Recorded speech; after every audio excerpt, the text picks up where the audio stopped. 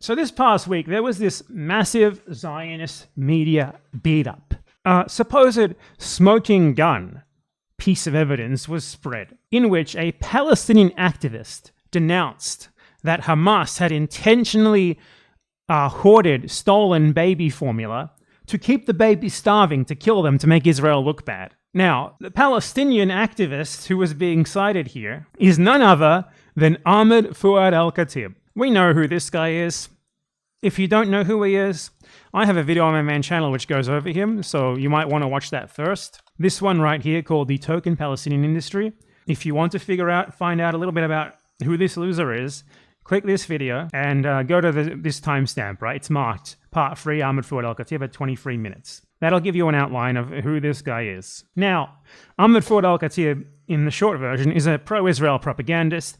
He works for a think tank that is tied to the United Emirates government and the US government, and they just do pro-Israel propaganda endlessly. He hasn't lived in Gaza for like 25 years. Basically, his purpose is to say, like, I'm a Palestinian, and here's why Israel is based and good.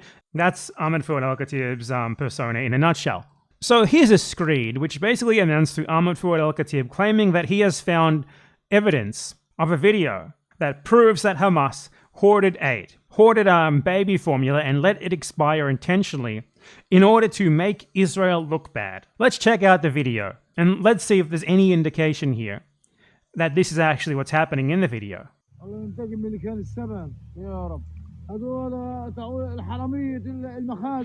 So we see some boxes on the ground, and I don't know what this is. It looks like a fucking hole, like a muddy hole on the ground. Doesn't look like a warehouse at all. Where did he claim this was? Clandestine warehouses belonging to the Gaza Ministry of Health.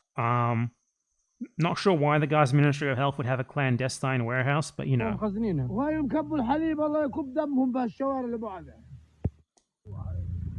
So we got some cats walking around. This doesn't look like a warehouse at all. This literally just looks like boxes on the side of the road somewhere with cats walking around. There's no indication as to where this is. It certainly doesn't even look roofed. Like, this doesn't look like an indoor area at all. So I'm not sure how this can be claimed to be a warehouse. So the video itself is clearly in the open air at night with cats walking around. Looks like a baby formula brand.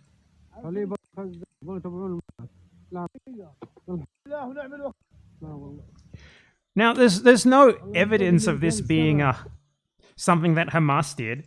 There's no evidence of this at all, even remotely, being linked to any group in particular just from this video. There's no evidence at all that this was not just like, for example, an aid truck that, you know, got looted or something, or the noted Israeli aid looting gangs, very well documented, are the ones who did this. Perhaps it was an accident, perhaps it was simply forgotten about innocently. There's no indication of any of that. There's no indication of who did this, how and why it happened, whether there's anything nefarious about it. There's certainly nothing at all linking it to Hamas. There are a billion reasons why during endless bombing and genocide, a bunch of baby formula could end up expired on the ground. Maybe it even arrived expired and was discarded because it was unsafe. Because Israel has been known to import or like delay aid for so long to the point that by the time it gets to the Palestinians, it's already gone bad. So there's no proof of his narrative here, which is that this was done by Hamas intentionally, right? Nonetheless, this was cited in the media as a Palestinian activist proving that Hamas hid baby formula. Even with some like supposedly serious outlets like the UK Telegraph claiming Hamas hoarded baby milk to manufacture hunger crisis. Footage purports to show boxes of formula strewn around in warehouse in plot to heap diplomatic pressure on Israel, says expert. Who's this expert? Ahmed Fouad Alkhatib, a US-based Gazan activist and researcher who is a fellow at the respected Atlantic Council think tank. They all literally cite a tweet by this pro-Israel propagandist. And they outright say, Mr. Alkhatib did not provide any other videos, photographs, or further details on what was discovered. And nonetheless, they claim this is Hamas. This is Hamas that did this because Ahmed Fouad Alkhatib, a paid pro-Israel propagandist, posted a completely decontextualized video with no evidence for his claims. Even the outlets that are reporting his claims here, trying to launder them as truth, have to acknowledge in these articles, which they'd make these articles on purpose, right? They know what they're doing here. They acknowledge in their own article that he didn't provide any evidence of this, so there's no fucking reason to believe a second of what he's saying. And presenting him as like a Palestinian from Gaza who's like an expert on this is a fucking joke. He hasn't been there in 30 years. He doesn't fucking know anything about Gaza at this point. It's literally a news story based on a made-up like narrative surrounding a video created by a fucking pro-Israel propagandist. And this is how the Western media like manufactures these sorts of stories, right? Like if someone had posted like nothing but a tweet with a video of dubious prominence, and the only source for what that video depicted was a tweet, was like the person who posted the video saying this is what this video depicts. And it was like an anti-Israel video, right? Like it made Israel look bad. These outlets would never post an article just based on that, ever. But in this case, they do, right?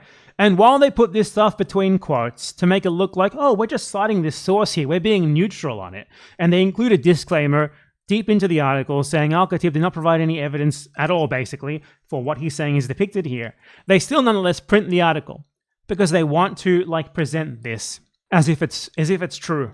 Like they want to provide like a supposed credible source for this. They can then be cited in like Wikipedia and by others. They just cite each other and over and over and over and over again when the original source is a guy making shit up. But they give themselves the plausible deniability of, well, we just said the footage purports to show this. We put what he said in quotes. We did not endorse it. When you know fully fucking well what they're doing when they make a headline like this. They want people to screenshot this headline and post it fucking everywhere as if it's true, based on nothing but a tweet. And then the more typical articles that don't even care about pretending to like give themselves any plausible deniability, like Tablet Magazine, which is just a straight up Jewish supremacist Zionist rag. They say Hamas hid baby formula to advance child starvation propaganda narrative. Not even like quotes around it or anything. Not even any disclaimer about the source. This is it. This is so funny too, because they say here, after a year of Israel being accused of deliberately starving Gazan children, news reports prove the crisis was, at least in large part, engineered by Hamas. According to Wednesday reports from the New York Post and others, the terror group hid massive stockpiles of baby formula and children nutritional shakes inside a Gaza warehouse. Anti-Hamas Palestinian activist Ahmed Fouad Alkhatib posted a video to Twitter saying that Hamas intentionally withheld the aid. Now, there's no mention of the fact that this video provides zero fucking evidence of any of this. There's no evidence of what the fuck this aid was even from. Like, who did this? If it was at all nefarious in any way, shape, or form, no. Just Ahmed Fouad Alkhatib. They also cite the New York Post, right? I wonder who the New York Post cites for this, right? They cite as if they're two like different sources, the New York Post and Ahmed Fouad Alkhatib. I wonder who the New York Post cites for this. Ahmed Fouad Alkhatib, an anti-Hamas activist. So Ahmed Fouad Alkhatib posts something on Twitter. The New York Post cites that based on nothing but Ahmed Fouad Alkhatib said so. And then Tablet Magazine cites the New York Post. And then they also cite Ahmed Fouad Alkhatib as if like this is compounding evidence. It all links back to the one source, the one exact source, posting a video with no evidence what they claim is happening in that video. And then all these Zionist propaganda outlets regurgitate those claims as if they're by default true. Ahmed Fouad Alkhatib is a disgusting Zionist propagandist who, by his own standards, I will have you note that Ahmed Fouad Alkhatib once said that anyone who does what he calls propaganda, as in is a journalist for like Iranian state television, should be a targetable combatant. Now, I wonder what that means for Ahmed Fouad Alkhatib, who himself is a paid propagandist for the Israeli genocidal regime, for the genocidal United Arab Emirates regime as well, currently doing genocide in Sudan. I wonder what his own standards say about the man himself. But yeah, I just wanted to cover this because it's such a joke that they craft a story off a tweet by a paid genocide propagandist. Unbelievable, right? Now, The Telegraph is mostly a tabloid, but it is nonetheless, you can cite it on Wikipedia and stuff. I'm not sure if like any more respectable outlets, like the New York Post is like also basically like a British style tabloid. From what I can gather, like the more reputable like outlets with actual real newsrooms have at least not deigned to report on this, which is, that's something at least. But it is nonetheless ridiculous that like the more unscrupulous outlets, like the New York Post and the Telegraph, are happy to fabricate an entire report off nothing but a tweet posted by a pro-Israel propagandist just straight up making shit up about a decontextualized video clip. It's unbelievable. I know, it's believable. It's obviously believable. I meant unbelievable as like a superlative rather than like it actually literally being unbelievable, okay? It's very believable. It's just a joke still. The entire narrative is ludicrous.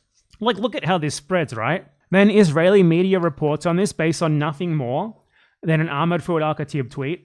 Ynet News, like Zionist propaganda outlet, based on nothing more than a fucking tweet by a pro-Israel propagandist. And then this gets posted on Reddit. World News gets 2,000 comments, 10,000 upvotes. At the very least, the first comment, the most highly upvoted comment, is someone saying, the article is entirely based on one Palestinian who is anti-Hamas and lives in the US. It doesn't provide any evidence. Their source isn't even in the area, and they haven't had first-hand knowledge of these actions. So at least there's that, but still, this got 10,000 votes, 10,000 upvotes. I imagine lots of people just saw the headline and like accepted it as true and never read the comments to find out that it's just made up. But it's just an example of how this bullshit spreads. Someone on Twitter makes something up, right-wing Zionist Israeli news outlets and stuff write headlines based on this guy making shit up, and then this spreads to uncritical morons who then spout as if it's fact. Welcome to the news, folks. Welcome to the future of people believing shit based on absolutely nothing, but a guy who's paid to make shit up for Israel, making shit up for Israel. Yay.